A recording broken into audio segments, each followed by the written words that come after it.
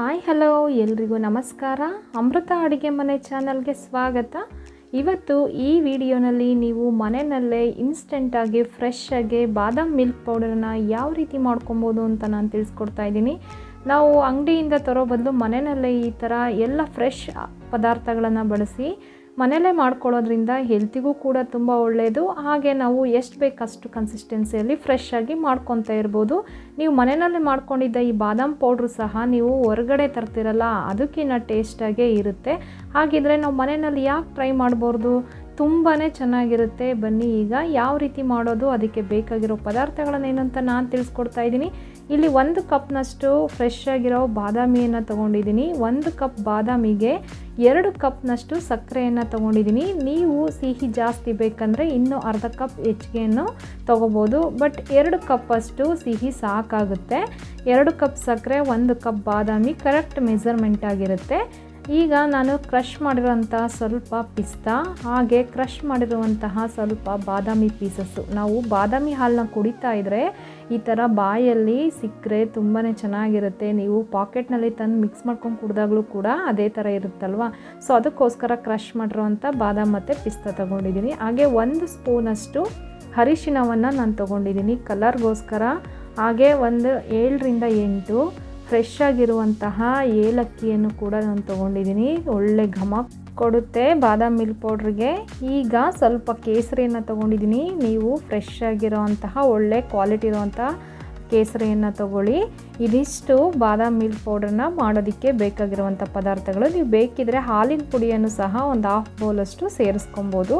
ನಾನಿಲ್ಲಿ ಅದನ್ನು ಸೇರಿಸ್ತಾ ಇಲ್ಲ, ನಿಮ್ಗೆ ಇಷ್ಟ ಇದ್ದಲ್ಲಿ ಸೇರಿಸ್ಕೋಬೋದು. ಈಗ ಸ್ಟವ್ ಮೇಲೆ ಒಂದು ಫ್ರೈ ಪ್ಯಾನ್ನ ಇಟ್ಕೊಂಡು ತೊಗೊಂಡಿರುವಂತಹ 1 ಕಪ್ ಬಾದಾಮಿಯನ್ನು ನಾನಿಲ್ಲಿ ಸ್ವಲ್ಪ ಬಿಸಿ ಆಗೋವರೆಗೂ ನಾವು ಹುರ್ಕೋಬೇಕು. ಹಾಗೆ ಹಸಿಯಾಗಿ ಮಾಡಿದ್ರೆ ನಾವು ಜಾಸ್ತಿ ದಿನ ಇಟ್ಕೊಳ್ಳೋಕ್ಕಾಗಲ್ಲ. ಈ ಥರ ಬಿಸಿಯೇ ಮಾಡ್ಕೊಳ್ಳೋದ್ರಿಂದ ನಾವು ಹೆಚ್ಚು ದಿನ ಇದನ್ನು ಶೇಖರಿಸ್ಬೋದು, ಏನೂ ಆಗೋದಿಲ್ಲ. ಈ ಬಾದಾಮಿ ದೇಹಕ್ಕೆ ತುಂಬಾ ಆರೋಗ್ಯವನ್ನು ಕೊಡುತ್ತೆ. ಹಾಗೆ ಇದರಲ್ಲಿ ಫೈಬರ್ ಅಂಶ ಹೆಚ್ಚಾಗಿರೋದ್ರಿಂದ ಆರೋಗ್ಯಕ್ಕೆ ತುಂಬಾ ಒಳ್ಳೆಯದು. ಇದು ದಿನನಿತ್ಯ ಸೇವನೆಯಿಂದ ನಮಗೆ ಒಳ್ಳೆ ಬೆನಿಫಿಟ್ ಸಿಗುತ್ತೆ. ಈಗ ನಾವು ಹುರಿದ ನಂತರ ಸ್ವಲ್ಪ ತಣ್ಣಗಾದ ಮೇಲೆ ನಾವು ಇದನ್ನು ರುಬ್ಕೊಳ್ಳೋದಕ್ಕೆ ಹಾಕ್ಕೋಬೇಕು. ಬಿಸಿದೆ ಹಾಕ್ಕೊಂಡ್ರೆ ಎಣ್ಣೆ ಅಂಶ ಬಿಟ್ಕೊಂಡ್ಬಿಡುತ್ತೆ. ಈಗ ಹುರ್ಕೊಂಡು ತಣ್ಣಗಾಗಿರೋಂಥ ಬಾದಾಮಿಯನ್ನು ಮಿಕ್ಸರ್ ಜಾರ್ನಲ್ಲಿ ಸೇರಿಸಿ ಅದಕ್ಕೆ ಇನ್ನು 2 ಕಪ್ ಸಕ್ಕರೆಯನ್ನು ನಾನು ಸೇರಿಸ್ಕೊತಾ ಇದ್ದೀನಿ. ಇವೆಲ್ಲವನ್ನು ಮಿಕ್ಸರ್ ಜಾರ್ನಲ್ಲಿ ನಾವು ನುಣ್ಣಗೆ ರುಬ್ಕೊಬೇಕು. ಈಗ ನಾವೇನು ಸಕ್ಕರೆ ಸೇರಿಸಿದ ನಂತರ 1 ಸ್ಪೂನಷ್ಟು ಅರಿಶಿಣವನ್ನು ಸೇರಿಸ್ತಾ ಇದ್ದೀನಿ. ಅರಿಶಿಣದಲ್ಲಿ ಆ್ಯಂಟಿಬಯೋಟಿಕ್ ಅಂಶ ಹೆಚ್ಚಾಗಿರೋದ್ರಿಂದ ಎಲ್ಲ ಅಡುಗೆಗೂ ನಾವು ಅರಿಶಿಣ ಬಳಸಿದ್ರೆ ಏನು ತೊಂದರೆ ಇಲ್ಲ. ಈಗ 7 ರಿಂದ 8 ಫ್ರೆಶ್ ಆಗಿರೋ ಏಲಕ್ಕಿ, ಹಾಗೆ ಸ್ವಲ್ಪ ಕೇಸರಿ ದಳವನ್ನು ಸೇರಿಸಿ ನುಣ್ಣಗೆ ನಾವು ಪೌಡ್ರ್ ಮಾಡ್ಕೋಬೇಕು. ನೋಡಿ ಈ ಥರ ನಾನು ತೋರಿಸ್ತಾ ಇದ್ದೀನಲ್ಲ, ಈ ಥರ ಕಂಪ್ಲೀಟಾಗಿ ನಾವು ಪೌಡ್ರ್ ಮಾಡ್ಕೋಬೇಕು. ನೋಡಿರಿ ಮಿಕ್ಸ್ ಮಾಡ್ತಿದ್ರೇ ಘಮ ಘಮ ಅಂತ ಇದೆ.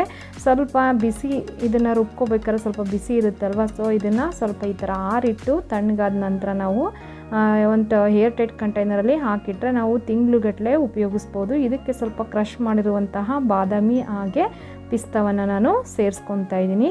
ಇದು ಕುಡಿತಾ ಇದ್ರೆ ಹಾಗೆ ಬಾಯಲ್ಲಿ ಸಿಕ್ಕರೆ ತುಂಬಾ ಚೆನ್ನಾಗಿರುತ್ತೆ. ಈಗ ಇದನ್ನು ನಾವು ಫ್ರೆಶ್ಶಾಗಿ ಮಾಡ್ಕೊಂಡ್ವಿ ಅಲ್ವಾ, ಎಷ್ಟು ಚೆನ್ನಾಗಿ ಮಾಡ್ಕೊಂಡ್ವಿ, ಒಳ್ಳೆ ಘಮ ಕೊಡ್ತಾಯಿದೆ. ದಿನನಿತ್ಯ ಇದನ್ನು ಹಾಲ್ಗೆ ಹಾಕ್ಕೊಂಡು ನೀವು ತಣ್ಣಗಿರೋ ಹಾಲ್ಗಾರು ಹಾಕ್ಕೊಂಡು ಕುಡಿಬೋದು. ಹಾಗೆ ಬಿಸಿ ಹಾಲ್ಗಾದರೂ ನೀವು ಸರ್ವ್ ಮಾಡಿ ನಿಮ್ಮ ಮಕ್ಕಳಿಗೆಲ್ಲ ಕೊಡ್ಬೋದು.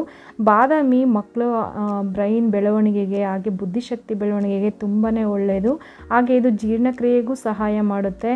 ಇದರಲ್ಲಿ ಹಾಕಿರುವಂತಹ ಅರಿಶಿಣ, ಕೇಸರಿ, ಏಲಕ್ಕಿ ಪ್ರತಿಯೊಂದು ಸಹ ಹೆಲ್ತಿಗೆ ತುಂಬಾ ಬೆನಿಫಿಟ್ಸ್ ಇರೋವಂಥ ಐಟಮ್. ಹಾಗಾಗಿ ಈ ಥರ ಬಾದಾಮ್ ಮಿಲ್ಕ್ನ ಪೌಡ್ರ್ ನಾವು ಮಾಡಿಕೊಂಡು ಮನೆಯಲ್ಲೇ ನಾವು ಬಾದಾಮಿ ಹಾಲು ಕುಡಿಯೋದ್ರಿಂದ ಆರೋಗ್ಯಕ್ಕೂ ತುಂಬಾ ಒಳ್ಳೆಯದು. ಹಾಗೆ ಫ್ರೆಶ್ ಕೂಡ ಮಾಡ್ಕೋಬೋದು.